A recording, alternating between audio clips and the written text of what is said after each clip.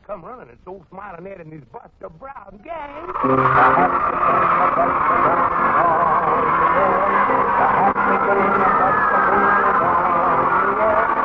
like the frolic and sing and play. Come on, you buddies, and shout, hey, Buster Brown is on me. Oh, my, hello, kids, hello, mother, hello, daddy, hello, grandmother, hello, granddad, aunts and uncles and nieces and nephews and cousins and brothers and sisters and everybody. This is your old buddy Smiling Ed and all the big Buster Brown gang. Squeaky the Mouse, Midnight the Cat, Grandy's talking piano, and old Froggy the Gremlin out here in Hollywood, all ready for another good old Saturday morning jamboree. And so now let's start with a funny old song that about 1,000,000,000,000 trillion of my buddies have asked me to sing. Silly Questions. I've been to school, you bet your life, at spelling I'm a daisy. But there's some things I'd like to know, they're running me plumb crazy. Now what becomes of the holes inside of donuts when you eat them? If holes were really there, how do they go and where? I wish they'd make the donut with a hole around the outside. Then what I couldn't see would never bother me. Now what becomes of Papa when he turns into a grandpa? Can he be his own pa? And what would that make Ma? And tell me, if you please, just how the dough turns into biscuits. And if you eat a few, they turn right into you. Now, how can a black cow eat green grass and give white milk, I ask you? And tell me, if you please, how milk can turn to cheese.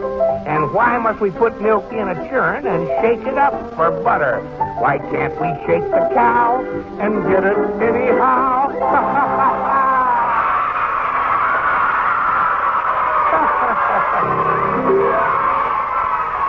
Oh, you talk about silly questions. That old boy could ask them, couldn't he? Say, kids, how would you like to have a copy of that song, Silly Questions? Well, here's the biggest news we've had for my buddies in months. That Silly Questions song with all the words and music is in the whopping brand new Smiling Ed Buster Brown comic book, number 7, which your own Buster Brown dealer will give you right this very day, free, absolutely free. Now get this, buddies. This new comic book, number 7, is a present to you from Smiling Ed and all the Buster Brown dealers. And you do not have to buy shoes or anything else to get it. You just go in and ask for it. And talk about beautiful colored picture stories. Smiling Ed's new comic book has a story about the fire goddess of Calico. That's a volcano story. And wait till you read The Eye of Siva in this comic book. Oh, it's a whale of a Tad and Ted story. And boy, oh boy, there's one about Lost Valley. You know, what happens when 2 American aviators find a race of people who've been lost for centuries. And just wait, kids. After we tell our story for today, Smiling Ed's going to sing that funny song, Ask My Grandpa. And that's in the new comic book, too. Remember, kids, 2 of Smiling Ed's funniest songs and 3 big, exciting colored picture stories in the best comic book we've ever turned out. Don't you get left. As soon as this program is over, you be the first one into your Buster Brown dealers to get Smiling Ed's big comic book absolutely free. And now, I'm a kitty-catty wampus, I am. Froggy the Gremlin, what's a kitty-catty wampus? You'll find out, you will. Oh, you silly little old gremlin. Sit down and behave yourself. It's time to begin our story for today. I don't want any trouble out of you, son. And, kids, here's our story.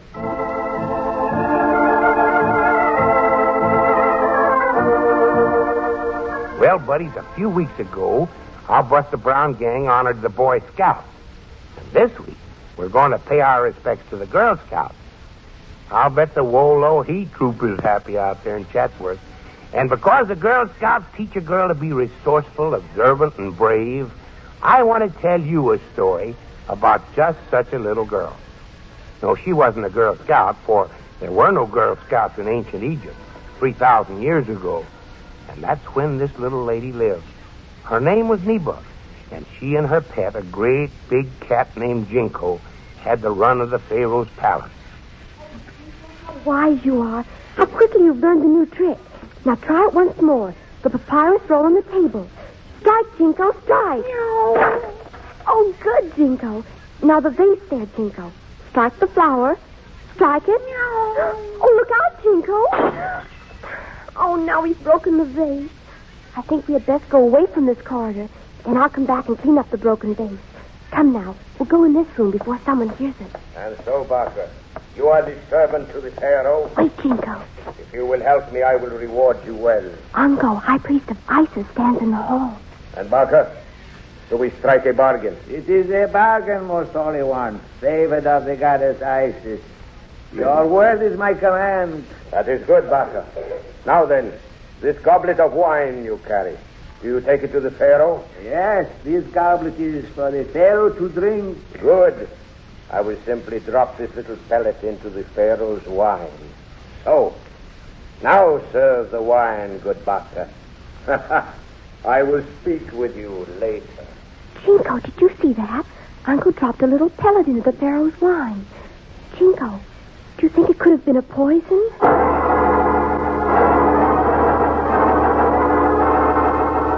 Yes, little Neba guessed correctly that Anko, the high priest of the Temple of Isis, had dropped a poison into the Pharaoh's goblet.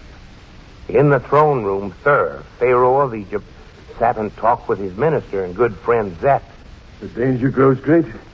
I fear that soon my enemies will strike. I'm sure you are right, Highness. Anko will soon stop pretending and act. Then Anko will sit upon my throne and rule, and my wife, Queen Nerma. Are you sure she is in league with Anko? Much as I hate the thought, yet I am sure she is, good sir. Unhappy man am I. Well, let us think what we may do to thwart them. Now, at least, I drink to your good health, Zet. Let us empty our goblets. We will be refreshed. Good. I will drink to your better fortune, your Highness. Strike, Jinko, strike! The curse of Isis on the cat. The beast knocked the goblet from my hand. Oh, please, Most High One, do not be angry with Jinko. In the corridor a moment ago, Anko dropped a pellet into your wine. A pellet? Dropped into my wine? It is as the child says, Pharaoh. See? On the table, part of the pellet not yet dissolved. And Anko meant to put me out of the way tonight. Zet, I have thought of a plan. We know that Anko has bribed the palace guard so that my own soldiers will kill me. But I believe that the people of Egypt think kindly of me, and they will be my deliverance. But the next day brought Neba a terrible surprise and shock. In mid-morning, brought by heralds, thousands of the people gathered in a vast crowd under a balcony of the palace to hear a proclamation. Zet, the minister, read it to them from a great roll of papyrus, and little Neba crouched listening behind the balcony drapes. People of the land of Egypt, subjects of the Pharaoh, mighty ruler of Egypt, king of the south and north, lord of the land and sky, I bring you a message of sadness. Your Pharaoh, Thur, is dead. Yes, Thur is dead. His body, swathed in the bandages of the mummy, will lie in state in the temple of Osiris. View him for the last time, for soon he will join his father in the copse of the great pyramid, Selah. Zet, Why, little Neba, I did not see you here. I waited behind the curtains. Zet, why did the Pharaoh die? Did he drink some of the poisoned wine after all, before Jinko knocked the goblet from his hand? There are many strange things afoot today, little Neba. I cannot tell you of them, but have faith in the people of Egypt and the wisdom of Thur. What happens, happens for the good of our land. I know. Always the fine must be sacrificed to the wishes of the mean and selfish. I have often seen this. Well, I will go and pray beside the mummy of Thur. He was my friend.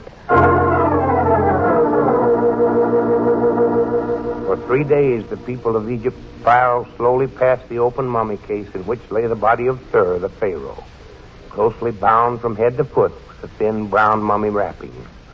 But little Neba did not visit the mummy with the people. She waited until the 3 days had passed, and on the third night, taking the big cat Jinko, she quietly went down the passage which led from the palace to the temple of Osiris. Just a little farther, Jinko. Ooh, this passage is scary, isn't it? Now, here's the temple door. It's far, Jinko, and I can't reach it. I have to go all the way back now. No. I wonder if the trick I taught you. Let's try it. Come, Jinko. Jump up into my arms. No. There. Now I'll hold you up high. Now, Jinko. See the bolt? Strike, Jinko. Strike. No. Jinko, you did it. You slid the bolt back. Now we can go into the temple and see the mummy of the pharaoh. Wait, I'll open the door. See now, Jinko. We're in the temple of Osiris, and here lies the mummy of our pharaoh. Jinko, what was that? The sound came from the mummy cave. Jinko, the mummy of our pharaoh. It's moving. See, it rises from the mummy cave. Oh, no, it cannot be. Jinko, the mummy arrives. See, it has left the mummy cave. It walks. Jinko, the mummy, it comes towards me. What is... Neba, what do you here? The mummy speaks. Mummy? Of course. For a moment I forgot. Oh, Jinko, I'm frightened. Oh, let's run away from it. Neba, wait. Do not run. See your Jinko. He comes and rubs himself against my legs. He is not frightened. But you're dead, Most High. Oh, if you did not fear me when I was alive, why should you fear me now? But Mummy should not walk or talk. See the bandages, they hide my body and my face. Yet I walk and talk. But that's wrong. Something is wrong, Most High. Oh, many things are wrong, little one. Someday you shall know all the truths. But for now, please, little Neba, do not be afraid of me, even though I am a mummy. I think I am no longer afraid, noble Pharaoh. When I hear your voice, I can almost forget you're dead. I am glad. It is good to have a trusting friend. But now, little Neba, it is better that you let the dead rest in the temple of Osiris. Go to your quarters in the palace. Oh, and Neba. Oh, yes, noble Pharaoh. Tell your friends that Pharaoh of Egypt, rose from the dead to talk with you. Neba bowed low before the strange figure wrapped in the mummy cloth, then turned and quietly left the temple, followed by her great cat, Jinko. But in the throne room of the palace next day, a frightened person sat on the Pharaoh's throne. It was Anko, the high priest, and beside him sat the beautiful but sinister wife of Thur, the Queen Nurna. Nurna, I am fearful something is wrong. Oh, you are a fool, Uncle. You act like a superstitious child. But my beautiful Nurna, have you an explanation of the story? A little child tells the story that the dead Pharaoh rose from his mummy case and talked to her. Ridiculous. Yet all Egypt is talking about it already. But to believe that the Pharaoh can rise from the dead. Next you will tell me you believe in the foolish gods we make the people worship. Nurna, I wish you would not speak so. You frighten me still more. I wonder if what I did was good to do. Fool. You wanted to be Pharaoh of Egypt. You wanted me for your wife. And what did I want? Jewels. Riches to squander. To give me everything in life. And that meant I needed a man beside me who would do as I wished. Who would tax the people to give me what I wanted. Not a soft-hearted fool such as Thur. Very well. In a few days, the mummy of Thur will be in the cups of the pyramid. Then we can rule. Then I can become your queen. Then we will live, Uncle, on the fat of this land. Yes, you are right, of course, my beautiful Nurna. But they do say that Thur was a favorite of the god Osiris. Uncle, you are a trembling coward. But I will cure you. Tonight you and I go to the temple. You will see our mummy safe in its case. Nurna, should we come? Be quiet. We enter the temple. Come, we will look at the mummy. I do not like to come to the temple of Osiris at night, Nurna. You? Afraid of a temple? And you a high priest? But I am a priest of Isis. This is the temple of Osiris. You speak like a child. Such talk is for the people, Uncle, but not for you and I. There. There is the mummy case. But I do not see the mummy. It is because we are not yet close enough. Uncle, there is no mummy in the case. The mummy, it is gone, Nana. Something else lies in the case. What? Uncle, a cat. A cat. The soul of Thur. Osiris has sent the soul of Thur and turned it into a cat. Uncle, come. Let us get out of here. Quickly. Jinko, come down from that mummy cave. When you jumped up there, I was sure they'd see me hiding here under the table. Well, let's go back to our quarters. I guess the mummy's gone for good. The word spread among the people, and they all blamed Anko and Nurna. For already, a promise of cruelty had come from these two. The next morning, a mob of thousands of people gathered under the balcony at the palace, demanding that the mummy of their beloved Pharaoh be returned to them. Anko and Nurna viewed the crowd from a curtained window, and they were frightened. Uncle, what to do? Think, you fools. Think of a plan. I cannot think of a plan. I am frightened, Nurna. It is no time for fears. Uncle, look. The mummy, here in the palace. He is opening the balcony door. He is going out on the balcony. People of Egypt. They have seen him, Uncle. People of Egypt. I am the mummy of your Pharaoh, Thur. Queen Nurna and Anko, the high priest, have murdered me. But I am the favorite of the god Osiris. Always have I ruled you with kindness, and now I ask that you help me. Osiris has promised that if you will free my palace of my enemies, I may return from the dead to rule you again. Come! From the dead. He returns from the dead to punish us, Nurna. That is a lie, Uncle. While he spoke, I saw the Pharaoh's friend Zet lurking behind the draperies. This is a trick. Quickly, go down and bar the heavy door. I will call the palace guard. And before the people can enter, the Pharaoh will be truly dead. Anko and Nurna darted from their hiding place and ran down the broad stairway to the floor below. Zet and the mummy hastened after them. Halfway down the stairway, they were met by the palace soldiers. But Zet was quick. On the stair wall, decorative weapons were hung. Quickly snatching two long spears, he thrust one into the mummy's hands, and they fought valiantly to defend themselves. Good Zet. Perhaps true death comes to me anyway. No, noble Thur. Hear your people.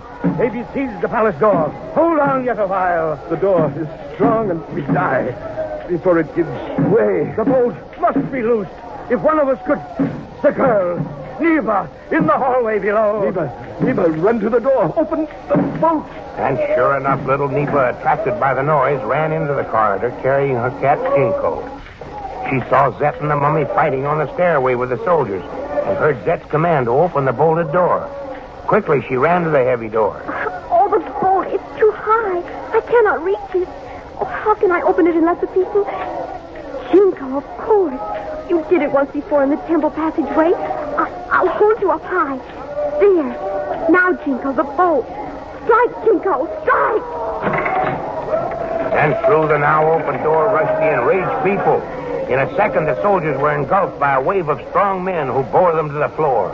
Anko and Nurna were seized by the mob, and no one ever knew what became of them. That night, Thur gave a splendid banquet and celebration. And seated beside him was the daughter of the keeper of the cats, little Neba. My beloved people, this is Neba.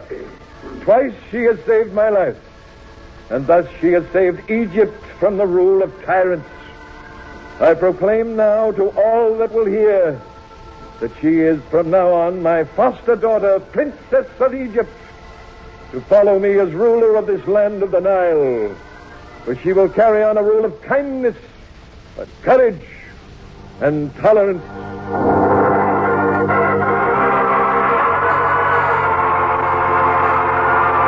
Yes, that's the story of our brave little girl. I told you this story in honor of the Girl Scouts for a reason.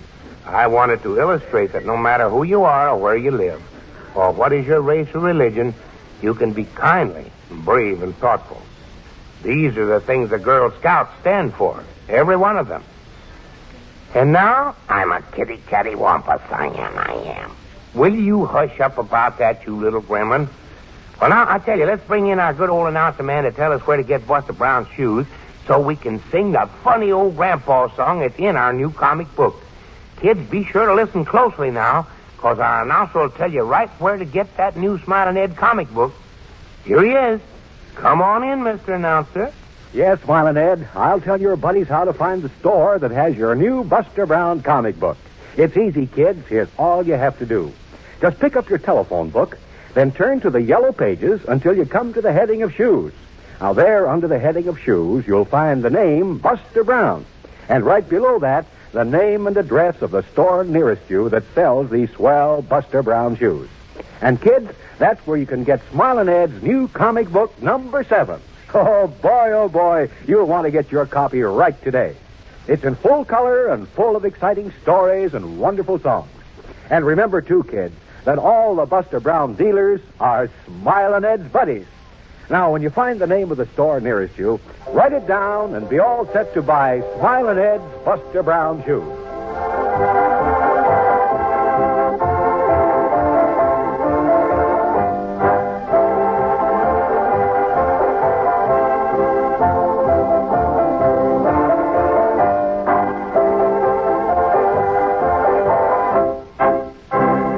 You bet we want to know just where to get Buster Brown shoes. I'm a kitty catty wampus, I am. Oh, Froggy the Gremlin, keep quiet. I'll let you sing your crazy song. You don't have to hint that way.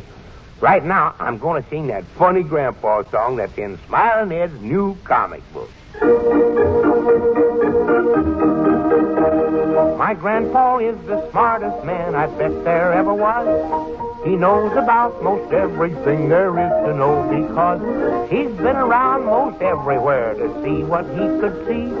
And when I ask him questions, you can bet he answers me. Now, if you'd like to know what makes a plane fly through the air, all you gotta do is ask my grandpa. He knows it. It's got a little dingus in its hoses way up there. All you gotta do is ask my grandpa. I asked him what would happen if the plane was flying round, then all at once the motor stopped. How would the plane get down? He said they'd have to get a rope and pull it to the ground.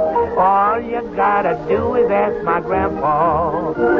Now, if you'd like to know why doggies wag their tails around, all you've gotta do is ask my grandpa. Oh, he knows it. My grandpa said it's just because the tail can't wag the hound. All you gotta do is ask my grandpa. I asked him why the elephant had such a big, long nose. And Grandpa says, now, sonny boy, just why do you suppose? In case he has to sneeze, he doesn't want to be too close. All you gotta do is ask my Grandpa. Oh, my. Old Grandpa knows just about everything. And now, before I let Froggy the Gremlin sing his crazy song, I think maybe I better sing our jingle just to be safe. Here we go. I got shoes, you've got shoes, everybody's got to have shoes. But there's only one kind of shoes for men. Good old Buster Brown. You betcha, kids, and this is Girl Scout Week, and we want to congratulate them. And say, I want all my Girl Scout sweethearts to remember that Buster Brown makes those real, genuine, official Girl Scout shoes. The kind you ought to have to make your uniform completely official. Oh, they're smart as they can be. And they're quality, through and through. You find Buster Brown official Girl Scout shoes at your Buster Brown dealers. And say, all you buddies, be sure you get your copy of Smiling Ed's new colored comic book with the grandpa song I just sang and the silly song I sang a while ago and 3 big exciting stories in color at your Buster Brown dealers, absolutely free. You don't have to buy a thing, but get it today, 'cause I got shoes, you got shoes. Everybody's got to have shoes. But there's only one kind of shoes for me. Good old Buster Brown shoes. Good old Buster Brown shoes. And now where is that crazy little old Froggy the Gremlin? Are you ready to plunk your magic twanger and become visible, Froggy? I'm a kitty catty wampus, I am. Oh, quit your fibbing. If you want to sing your crazy song, come on out here and do it. Watch him closely over there, kids. Well, come on in, Froggy. Oh, it's just silly thing. My goodness. Always telling fibs. You know, I think I'll teach you. Hey, Froggy. What do you want? Why don't you always tell the truth like me? Listen. I'm the man who made it rain for 40 days and 40 nights. I really built the ark for Noah, too. Yeah, but I paddled it 100 million miles to see the sights. I'm a kitty catty wampus super-doo. This is how I built the ocean. It will surely make you grin. I squeeze them from the early morning dew. Yeah, but you had to call on me to dig the holes to put them in. I'm a kitty catty wampus super-doo. I'm a kitty catty wampus, I am. You're just a little fibber. If you like to see the ships upon the bottom of the deep, come closer, and I'll tell you what I'll do. I'll just turn the ocean over so that you can take a peep. I'm a kitty catty wampus super-doo. Yeah, but from the sea I yanked the mountains, and I stacked them on the plain. One day when I had nothing else to do. Yeah, but you'd better quit your bragging or I'll shove 'em back again. I'm a kitty catty wampus super-doo. I'm a kitty catty wampus, I am. You're just a sight, that's what you are. I'm the man who built the pyramid. I made the River Nile. And for me, it was a simple thing to do. Once I raced a streak of lightning, and I beat it by a mile. I'm a kitty catty wampus super-doo. I dug all the caves and caverns, and I want to make it plain. I only had to dig a day or two. Yeah, but someday I'll take a minute just to fill 'em up again. He's a kitty catty wampus super-doo. That's me. Oh, my, that little old gremlin. He's the silliest thing I've ever seen. Well, today isn't Christmas, kids, but you can bet the brand new Smiling Head Buster Brown comic book is a mighty fine present from your Buster Brown dealers. Remember now, it's absolutely free. And if you can't get down to your dealers, have Mother and Dad pick up your copy for you. Tell them it's really worth picking up. And now, has everybody had fun around here today, huh? Oh, that's fine, buddy. Now, don't forget church or Sunday school. And be listening next Saturday for this little tune from Hollywood. When you hear it, come a-running. The happy gang of Buster Brown now leaves the air. The happy gang of Buster Brown now leaves the air. So watch for us, buddies, next Saturday. We'll come with a bang and a big hooray. Buster Brown is on the air. Oh, what a fine gang this morning. The Buster Brown Show, starring Smiling Ed McConnell, is produced in Hollywood by Frank Ferner. Direction by Hobart Donovan. This is NBC, the National Broadcasting Company.